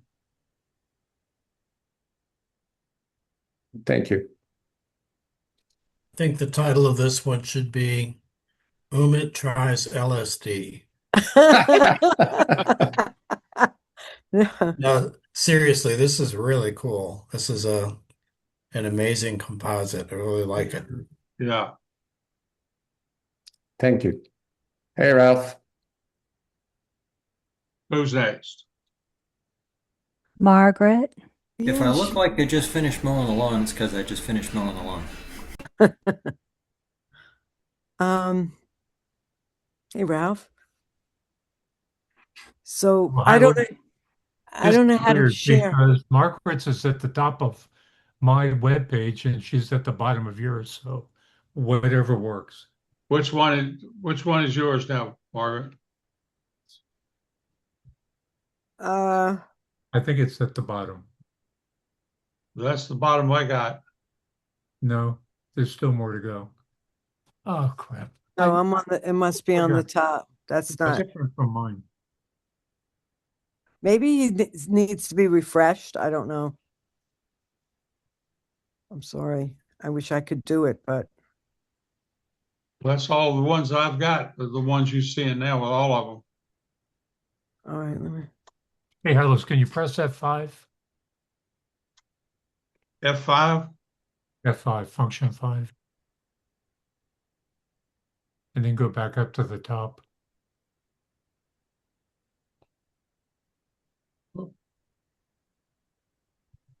What happened?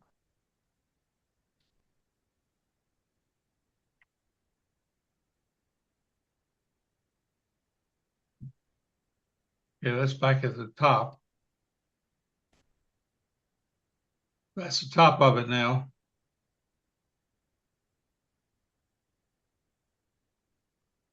Can y'all see I don't what see I'm? anything. Yeah, I've not seen Margaret's at all. I see her on mine. All right, let me see if I can.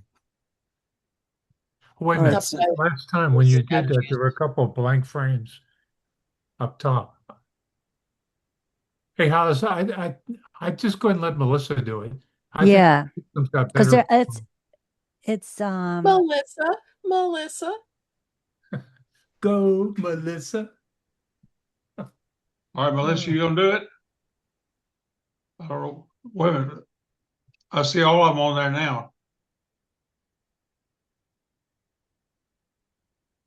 Yeah, see, there they are. That's it.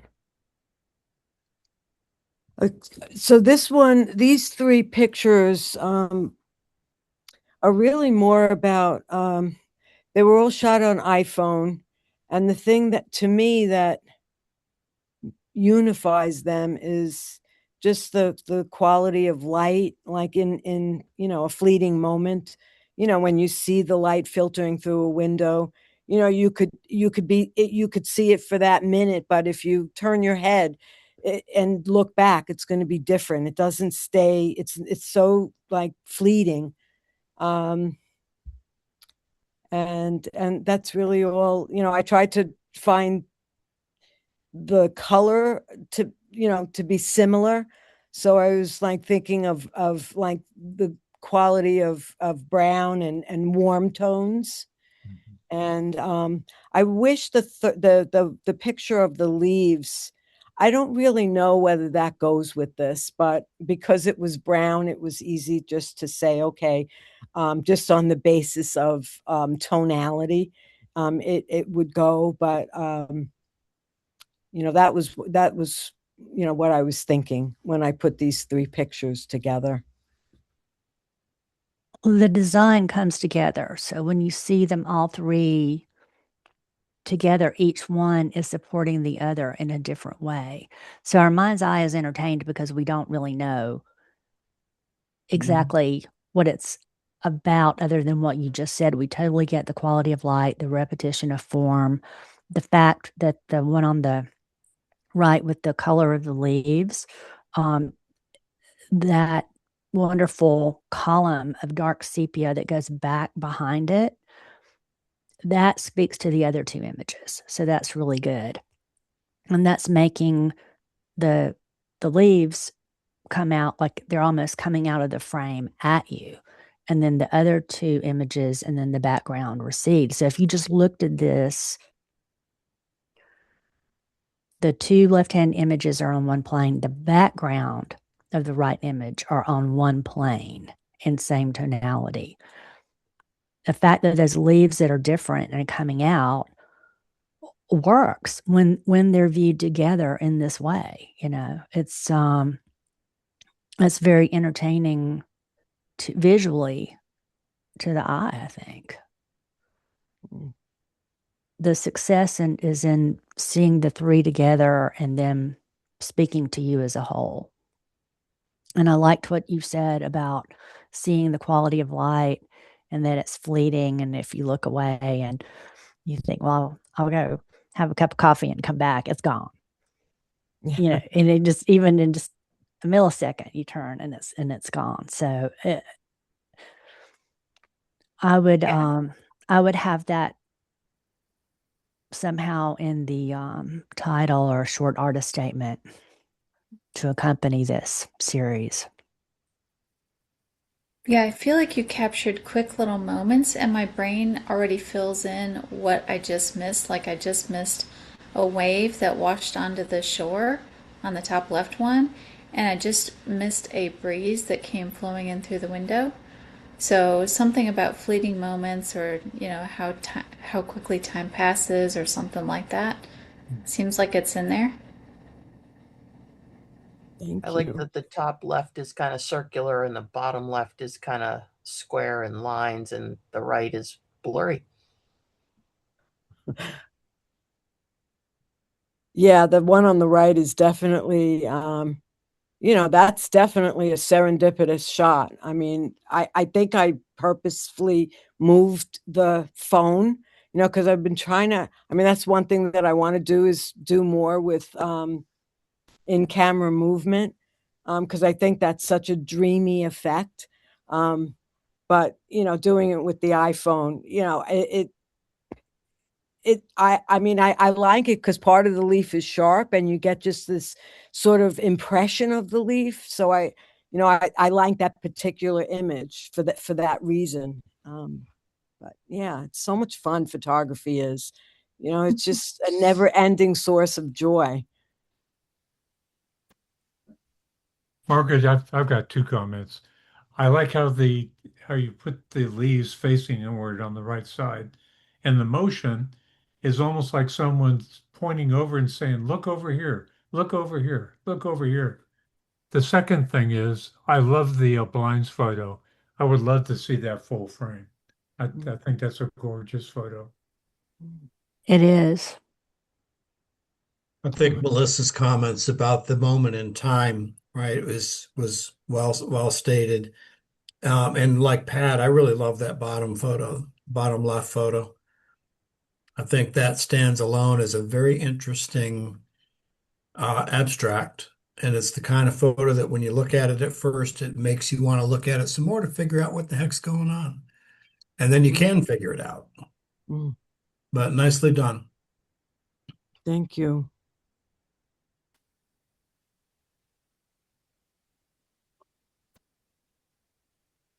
Mr. Parvin?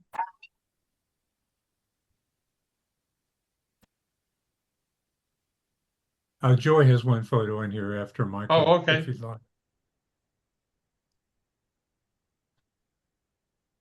Which one do y'all need to show next? Sure. This Michael, one did you want to with go? the drummer and two boys. Melissa, those are mine right there. But let me see if I can pull my screen up real quickly. I'm not sure I can, but I'll try. Mm-hmm.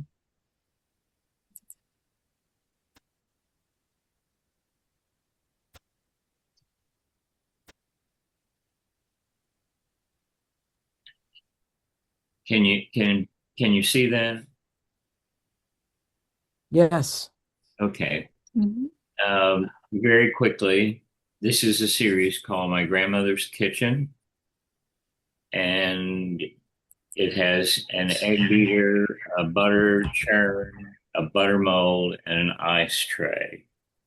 Those all came from Grandmother's Kitchen. My intent for doing this series was, it actually is part of a book that I put together on things that are objects that some of us will remember and some of us won't. So the appeal would be for someone like me, I can look at this and enjoy it for what I remember. And for people that are in their 20s, 30s, and 40s, probably look at this and they think, what is that? But hopefully they can appreciate the fact that these are not presented just as what they are. The ice tray is sort of oddly positioned.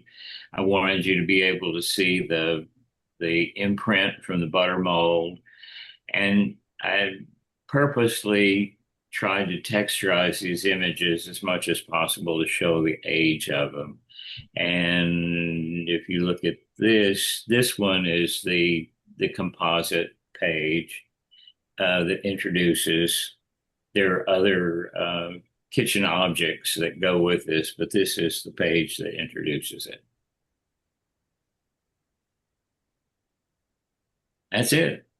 When I could see these on the screen individually before I saw the composite, when I was looking at them, I was thinking, these are portraits of the person that used these that we cannot see, that they are embedded with the personality of the person that would have used this on a daily basis. And so it becomes, very beautifully lit object, the use of shadow to empower the object, and the design, how they're tightly held and composed, almost like they're coming out. They have so much personality. There's this real personification, wonderful, wonderful element in every one of them. I see the person, and I didn't know that it was your grandmother, but to have that come full circle with your title and to see the composite page like that, where it and everything that you just said, it's perfectly unified and very, very satisfying title. Thank you. As a person who, I remember my grandmother, and she used a lot of these tools, and it just brings a sense of nostalgia back to me of actually being in her kitchen while she was either baking a cake or a pie and using one of these instruments. Thank you, Michael.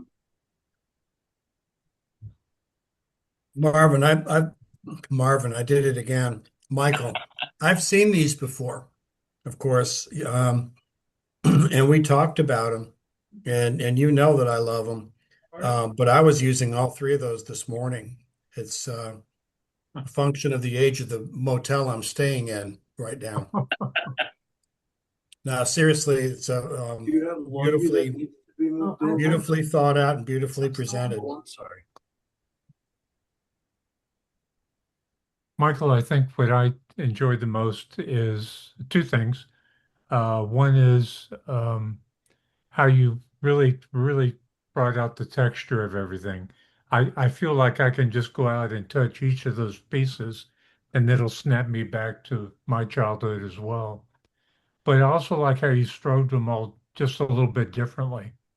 And I appreciate it because I think each of the techniques you used helps bring out the texture and the richness of the items. Thanks, Pat.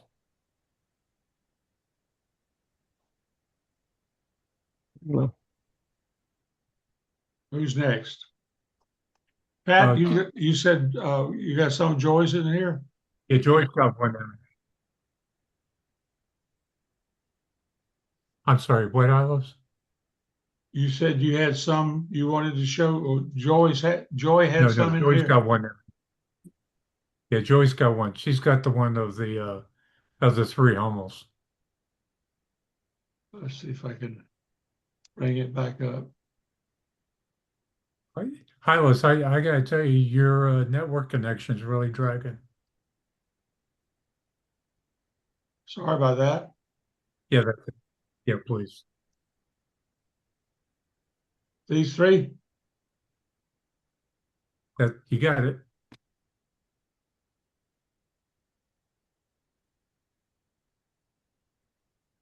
So the genesis of the story is Joy initially selected the drummer boy and a girl with a pet, and on the other side was, I think, a boy with a pet. And if you remember when we met at the house, neither Joy nor I were happy with our images, and over time, we kind of picked up on the fact that perhaps we should make this into an all-boy outing. So that's pretty much what Joy wanted to film.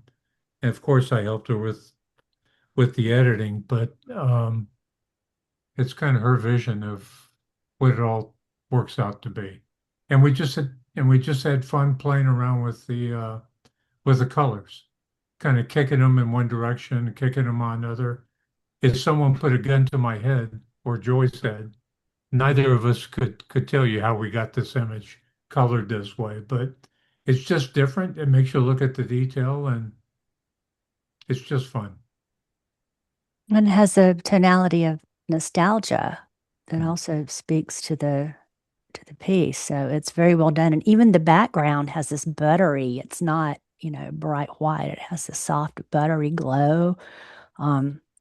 I love how the horizon line of the tabletop with that just very subtle line goes behind all three of them. It accentuates the foot movement and pushes them forward like they're just going to actually step out of the frame at you. And to see them together as a triptych is great. I mean, I would love to see it printed just, freakishly huge as this giant banner with the three in the triptych form, just like this. So it empowers the object. Yeah, I like the way that the selection of these creates movement, and as previously said, so it looks like they're stepping out of the frame, but you didn't choose one different motions. This all are unified motions, and so the whole picture itself as three together is coming directly at you. It's interesting how that first one, standing on one foot, how it didn't fall over. Being a little statuette like that, it would be hard to get it to balance. Yeah. But it's well done. Well, truth be told, these are all on stands, and I just cropped out the stand. Oh, okay. That's great. But it adds to the realism. Yeah, it makes it That's work. Makes it work. what Yeah. we want to go with. I mean, the energy that they're all three coming at you in unison is what's so cool. It looks like they're all singing or yelling at you, one or the other. Boys being boys. Exactly. Exactly. How about anybody else?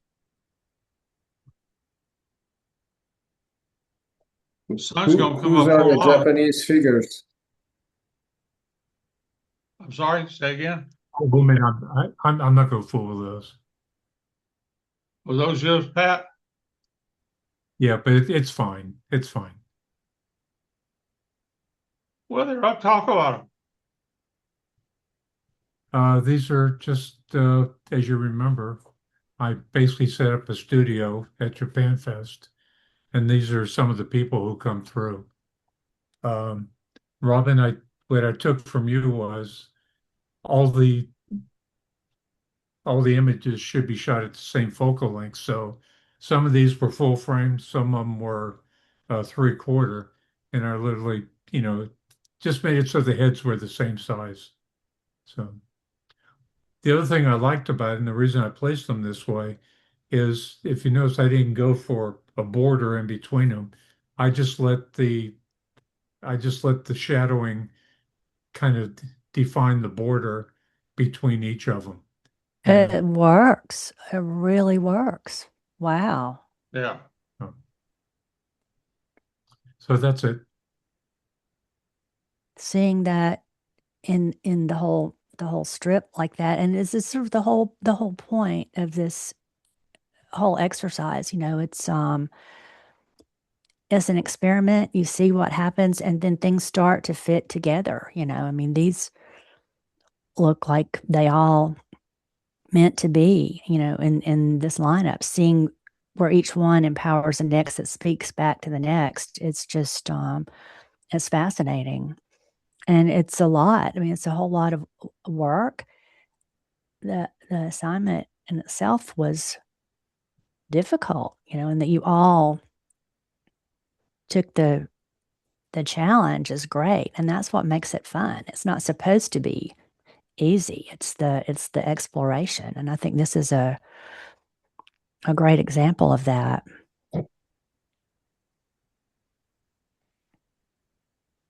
Well, Robin, I guess the one thing I really loved was the challenge itself, and then having you walk it through, and Hylas recorded it. I watched it twice, and then having Michael on the back side or the back office kind of giving us little tweaks and ideas and tips how to make it even better was I just have so much fun with this. I'm kind of like Angie. I had a good time. Agreed. And Pat, I had a lot of help from Michael too, and I got some help from you. And that was my thought, was this sort of created a community effort for us to help each other to varying extents. But I really enjoyed that part of it, and I got good feedback from people. And as Pat said, Robin, we appreciate you throwing the challenge out at us. I remember one time years ago when you came to CPS and you challenged us to go do some things. What did you say? One of them was to use every pixel and capture it in frame the way you want it composed. And you had other, like, there were like 5 or 6 items, and we went out and did it and had a lot of fun doing it. So yes, we appreciate the artistic challenges. Please don't give me another one within the next couple days, because I'm kind of busy. And it took, as you said, it took a lot of work, but absolutely no regrets. It's been a lot of fun. Thank you. Well, you guys did such a great job, and every single series it belongs to y'all. Your persona shines through it, each uniquely, and I love that. I mean, I'm seeing the real you in this work, and the real persona is shining through, and that's the other fascinating part about it. Y'all made it your own. So extremely well done. Thank you so much. I really enjoyed seeing everybody's work. It's really just, I'm so inspired, and I really like being part of this challenge. This was Hey, great. Robin, just as a postscript in the magazine, we'll run an article on your Patreon page. Oh, yeah. We need to mention the fact she's got a podcast coming up next week on titling pictures and series. I think I'm going to have that done in time for Friday. Okay. Last Friday would have been real good, but this Friday's good. All right. Yeah. Thank Robin, you. Thanks. Everybody. Thank Michael, you. shout out to you too, buddy.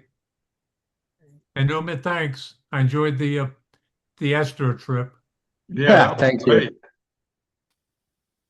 Thank you. Thank you, Hylas. All Bye right. now. Talk to y'all later. Take care. Bye, Good night, everybody. everybody. It's Thanks, fun. everybody. Thank you. Thank you, Hurrah, Melissa. V, hurrah, hurrah. Bye.